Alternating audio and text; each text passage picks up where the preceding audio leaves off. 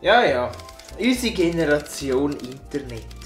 Da hat man fast alles Wissen von der Menschheit im Hosensack und kann jederzeit einen Blick in das Leben von anderen Menschen werfen. Und was machen wir damit? Sich seriös informieren, sich in eine andere Person probieren hineinzuversetzen und zu verstehen.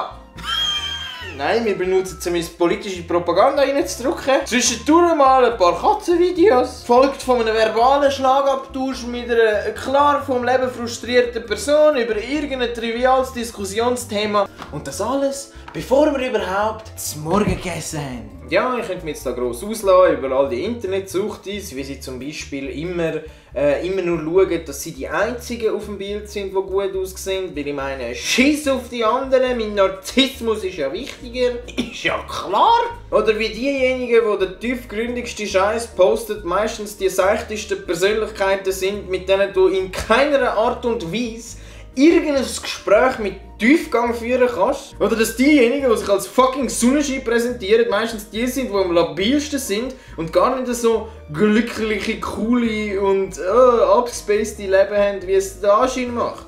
Aber das ist gar nicht mein Punkt heute.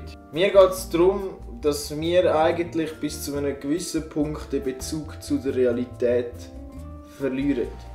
Warum verliert man denn den Bezug zu der Realität, magst du dich jetzt fragen? Im Insta-Feed wird man tagtäglich bombardiert mit schönen Menschen, mit den schönsten Körpern und man bekommt eine Definition von Schönheit, die einfach nur noch total ungesund ist.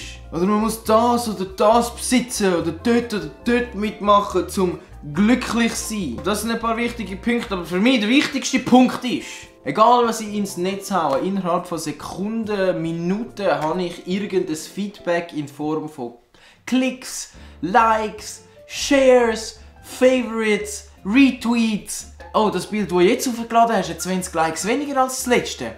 Es ist sicher ein Scheißbild.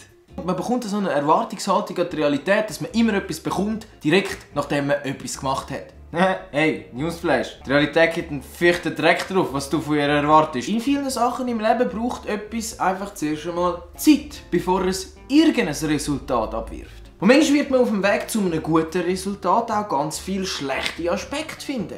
Ich sage nicht, dass du das nicht gewusst hast, aber ich sage nur, dass Social Media eigentlich uns so ein eine Kurzsichtigkeit antrainiert. Ja, fast schon eine Sucht, direkt herauszufinden, habe ich jetzt etwas richtig gemacht, habe ich jetzt etwas falsch gemacht, Ja, wenn du jetzt denkst, ja super, macht er ein Video auf Social Media, um darüber herzuziehen, wie schlecht Social Media eigentlich ist, dann hast du verdammt nochmal nicht aufgepasst! Weil es geht nicht darum, dass Social Media dein Leben zerstört und wie schlimm das für dich ist. Buh. Du hast wie ich und viele andere in unserem Umfeld ein Problem. Und du bist dazu verdammt unglücklich zu sein, wenn du dir von diesem scheiß Ding diktieren lässt, woher deine Aufmerksamkeit gehen soll. Ich sage nicht, verzicht auf das Ding und lauf dein restliche Leben mit einem Nokia 3210 rum. Ich sage nur, sehe deine Aufmerksamkeit als Ressource, wie Geld auf deinem Konto. Du gehst ja auch nicht raus und verteilst frisch, fröhlich Hunderternötchen an die Person, die zufälligerweise an dir vorbeiläuft. Leg das Scheißteil einmal zwischendurch weg, lies ein gutes Buch und erinnere dich hin und wieder daran, dass der ganze Internetrummel nicht ansatzweise so wichtig ist, wie es dir das Teil verkaufen will. Warte schnell, ich muss noch kurz anschauen. Ja. Also ich lerne jetzt mit folgendem Satz allein.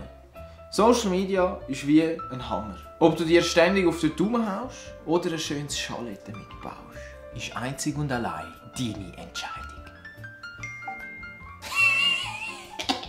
Hey Ratscha, hast du das neue Snapchat-Update gesehen? Der neue Filter! Da hat einer mein Bild geteilt! Weißt du was? Ich sage nicht, verzicht auf das scheiß Ding da und lauf dein restliche Leben mit einem Nokia 3210. Fragezeichen.